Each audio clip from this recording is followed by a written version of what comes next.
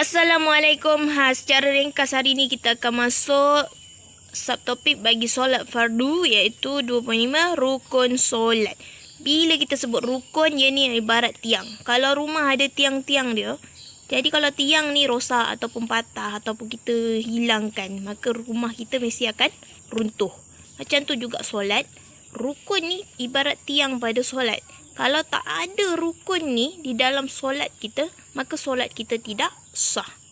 Jadi ada berapa rukun solat dalam solat fardu ataupun solat rukun solat fardu? Ada apa ni? 13 perkara. Ada berapa rukun solat? 13.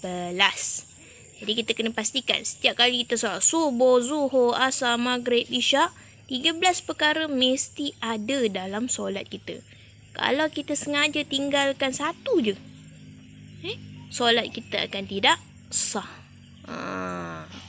Jadi penting untuk kita belajar apa tu rukun solat. Baik, kita masuk 2.51. Rukun solat yang 13 ni pula, dia terbahagi kepada 3 bahagian. Apa itu? 3 bahagian rukun solat. Yang pertama, rukun qalbi. Qalbi. Yang kedua, rukun fi'li. Yang ketiga, rukun qauli. Apa itu rukun qalbi? Rukun qalbi ni adalah teras kepada ibadah solat. Sebab apa? Sebab dialah yang menentukan khusyuk seseorang ketika melakukan solat. Qalbi ni adalah rukun yang melibatkan hati. Apa ada dalam hati kita ketika kita melaksanakan solat tersebut. Nanti kita bincangkan contoh dia. Okey, yang kedua, rukun fi'li. Rukun fi'li adalah bagaimana pula cara solat dalam bentuk perlakuan. Okey. Rukun fi'li melibatkan perlakuan, pergerakan dalam solat kita. Nanti kita bincang. Yang ketiga, qauli. Kat sini adalah cara solat dalam bentuk kata-kata tertentu. Okey. Ianya melibatkan bacaan dalam solat. Jadi kita ulang balik. Ada 3 bahagian rukun solat: qalbi, fi'li, qauli. Qalbi melibatkan hati. Fi'li perlakuan, pergerakan, perbuatan dalam solat kita.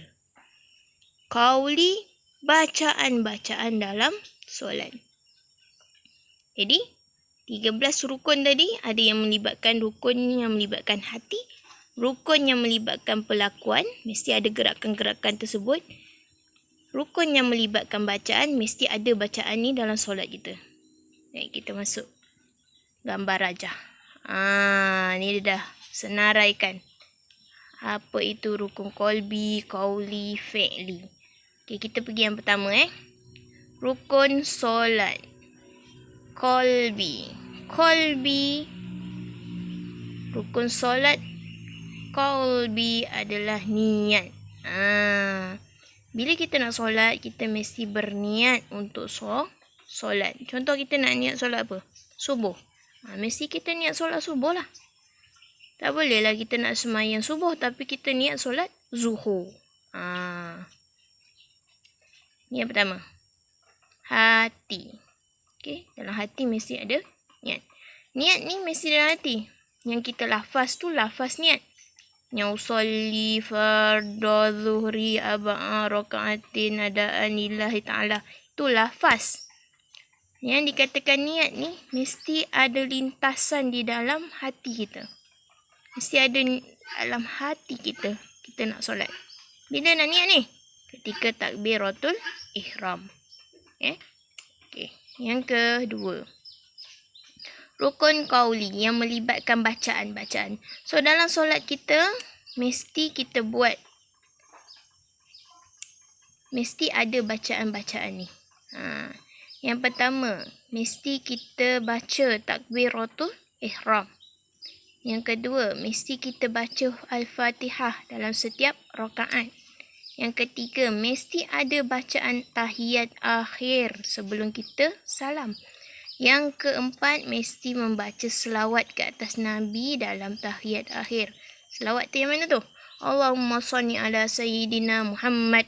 Tu wajib ada dalam solat kita. Yang kelima, mesti mengucapkan salam yang pertama. Okey, salam mesti diucap. Tak boleh paling muka saja. Paling muka tu sunat.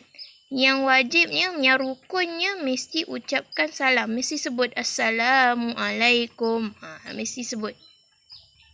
Okey? Sebab dia rukun qauli. Qauli ni maksudnya kita mesti baca. Mesti ada bacaan ni dalam solat kita.